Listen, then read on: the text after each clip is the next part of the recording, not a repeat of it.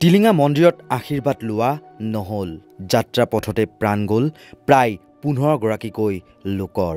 পথত থকা confused road ছিগনেলেই হ'ল নেকি কাল। মহিলা 3 গৰাকী শিশুকে ধৰি প্ৰাণ গ'ল 15 গৰাকী বনভোজকাৰীৰ।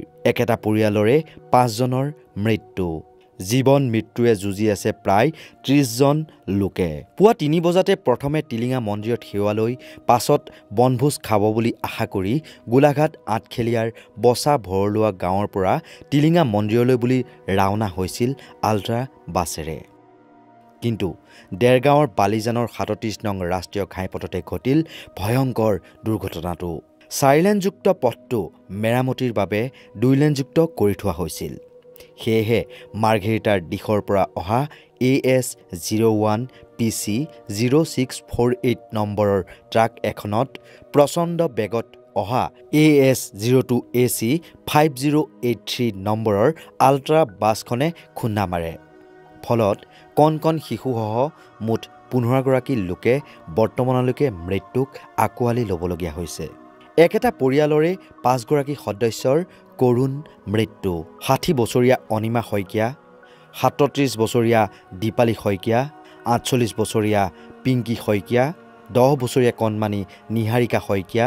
ইয়াৰ উপৰি মৃত্যুক আঁকোৱালি লোৱা অন্যান্যসকল ক্ৰমে নৱজিৎ শইকীয়া, 18 বছৰীয়া ৰিংকী বৰা, বাছৰ চালক মৃদুল বৰা, 48 বছৰীয়া নিত্যানন্দ বৰা, কণমানি প্ৰিন্সিপিয়া বৰা, 43 বছৰীয়া সোমেশ্বৰ বৰা, ট্ৰাক চালক নুৰ আলম হক।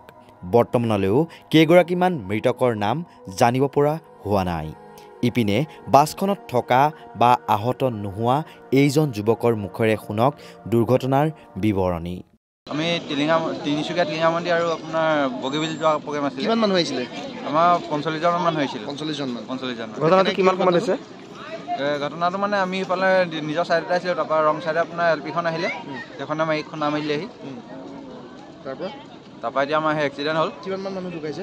আমাৰ ধৰি লওক 10-12 জনমান মানুহ ঢুকালে। ঢুকাইছে। সৰু ল'ৰা ছোৱালী আছিলে তাতে? সৰু ল'ৰা ছোৱালী আছিলে। ঢুকাইছে নেকি? সৰু ল'ৰা ছোৱালীও ঢুকালে। অঁ, আমাৰ সৰু ল'ৰা ছোৱালীও 3-4জনমান ঢুকালে। অঁ, সেইটো এতিয়া সঠিককৈ গম পোৱা নাই। কুঁৱলী আছিলে নেকি? বহুত কুঁৱলীও সিমান নাছিলে হ'লে। নাছিলে? অঁ, এতিয়া কি কাৰণে কেনেকৈ কি হ'ল ময়ো বাছিলোঁ, পিছ চাইডে আছিলোঁ হ'লে। যেতিয়া খুন্দাটো লাগিছে তেতিয়াহে মানে আমি হেৰি হৈছোঁ। আমি মানে ফ্ৰণ্ট চাইডত নাই, আমাৰ ফ্ৰণ্ট চাইডত যিমানকেইজন আছে গোটেইকেইজন ডেথ হৈছে বুলি গম পোৱা হৈছে। মানে অবিজ্ঞানসন্মতভাৱে পথ মেৰামতিৰ বাবেই এই দুৰ্ঘটনা নেকি? কনফিউজড ৰেড চাইনেজৰ বাবে বিভ্ৰান্ত নেকি পথচাৰী? এই সন্দৰ্ভত লিখক শ্যামকানু মহন্তই ফেচবুক যোগে লিখি কয়, দেৰগাঁৱৰ বালিজানৰ পথ দুৰ্ঘটনাটো হঠাতে হোৱা ঘটনা নহয়।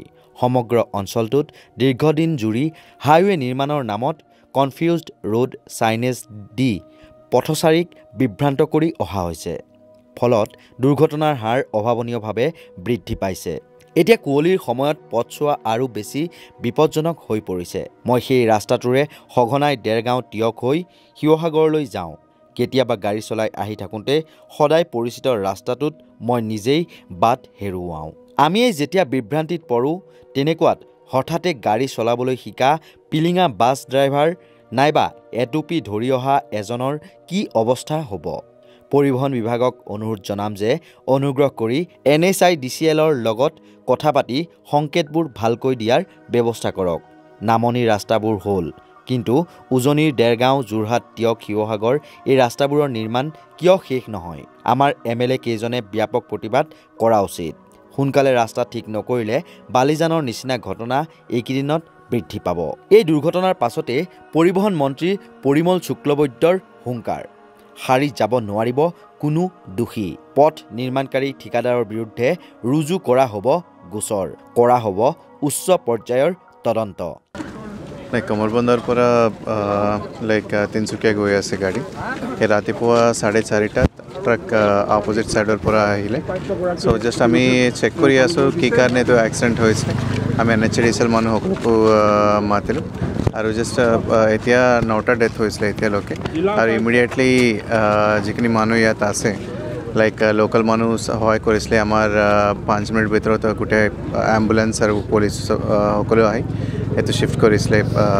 ইনজুৰ্ড পাৰ্চন সকলো যোৰহাট মেডিকেল কলেজ আৰু দেৰগাঁও CHC তেওঁলোকে এতিয়া আছে। আমি যিখিনি ষ্টেপছ লাগে ইমিডিয়েটলি আমি লৈ আছোঁ আৰু যোৰহাট মেডিকেল কলেজ লগত আমি যোগাযোগ কৰি আছোঁ মই নিজে গৈ আছোঁ তাতে ট্ৰিটমেণ্ট তেওঁলোকে কেনেকৈ পাইছে মই নিজে গৈ চাম আৰু ৰিমেইনিং ইয়াত ৰোড আমি ক্লিয়াৰেঞ্চ গোটেইখিনি এতিয়া কমপ্লিট হৈ গ'ল আৰু কি কাৰণে এইটো এক্সিডেণ্ট হ'ল মই NHADCL DGM আৰু ট্ৰান্সপৰ্ট সকলোকো মাতিছিলোঁ আমি এবাৰ ক্ৰাছ ইনভেষ্টিগেশ্যন এনকুৱাৰী কৰি কিবা ইমিডিয়েট ৰেক্টিফিকেশ্যন মেজাৰ লাগে আমি ইমিডিয়েটলি ল'ম আমাকো বহুতে এতিয়া স্থানীয় ৰাইজে আৰু সচেতন নাগৰিকে বহুতে কমপ্লেইন কৰিছে আমি গোটেই বস্তুটো চাই আহিছোঁ আৰু জিলা আয়ুক্ত ডাঙৰীয়াও এইমাত্ৰ ভিজিট কৰিছে আমি দুইজনে একেলগে চাইছোঁ আৰু যাৰ মানে দুখ আছে তেওঁলোকৰ যাতে শাস্তি হয় আইনগতভাৱে আমি সেইটো ব্যৱস্থা কৰিম স্যাৰ যেহেতু দেখা গৈছে যে ৰং সাইডৰ পৰা ট্ৰাকখন আহি আছে কয়লাভৰ্তি ট্ৰাকখন আচ্ছা কি পৰিস্থিতি আহিব পাৰিছে আমি